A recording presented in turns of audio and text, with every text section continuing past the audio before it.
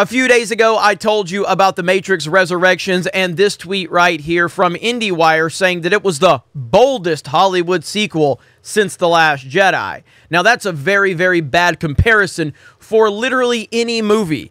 It doesn't matter what the movie is. It doesn't matter what the movie is talking about. All that it means is that if you are compared to The Last Jedi, that's a very, very bad sign. Now, IndieWire could be talking out of their ass. This could be a ridiculous take from them. I'm not sure yet. I still have not seen the film. But we are getting our early reviews for The Matrix Resurrections, which only a couple of days before the wide release, not a good sign when they're waiting this long to actually release the reviews. But so far, we have this. Now, Mark the Cyborg actually posted this right here. So shout out to Mark the Cyborg. Go follow him at CyborgMark. But this is from IGN. Gave it a 4. Gave it a 4. The Matrix Resurrections is the kind of film that will go down in cult history because it's so laughably bad.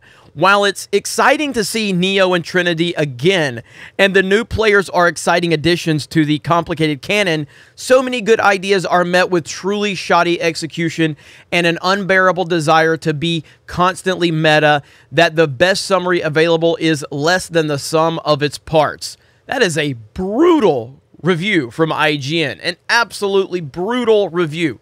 So not a good sign, but as we saw with The Last Jedi, a lot of people were saying that The Last Jedi was a masterpiece. It was one of the greatest films of all time, at least from the media. We heard that from a lot of media members.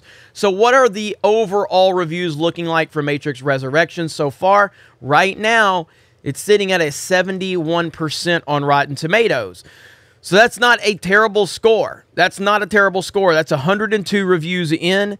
And so right now, it seems like people are, at least from the media side, genuinely enjoying it for the most part. You've got an 8 out of 10 here. If you appreciate this franchise, there's little doubt that you want to enjoy this trippy excursion down memory lane. The Matrix Resurrections is a nostalgic triumph that reminds us of what and who we loved about the original without constraining itself to a familiar path. Now, this is how you reheat a piece of pop culture.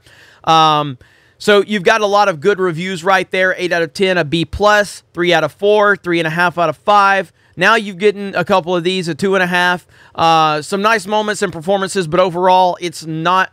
It not only doesn't gel, but it never really gets off the ground. Promising cool stuff next time is crazy for the fourth installment.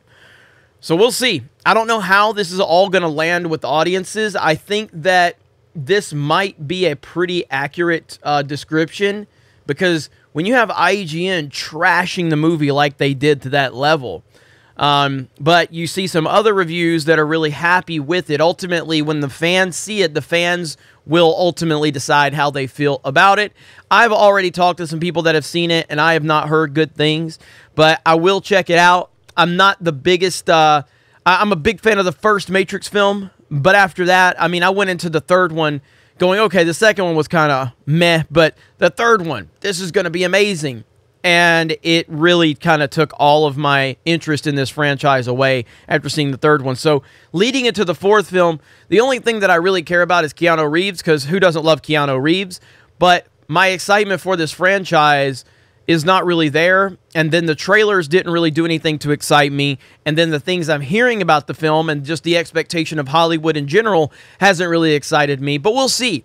At the end of the day, Matrix Resurrections has a big uphill battle because it is going directly against Spider-Man No Way Home, which is a fantastic film that everyone should be going and seeing. It's also going to be dual releasing on HBO Max, so they're going to be fighting that aspect of it, so I don't think that things are lining up very well for The Matrix Resurrections. Plus, there's a far better movie out there that you can go see that's shattering all types of records as it is. So that's going to be my recommendation. If you're on the fence about what you should go see Spider-Man No Way Home. It's not even a question. That's the film you should see. It's one of the best films of the year. I still think that Dune is the best film of the year for me, in my opinion. I loved Dune. One of the best theatrical experiences I've had in a long time.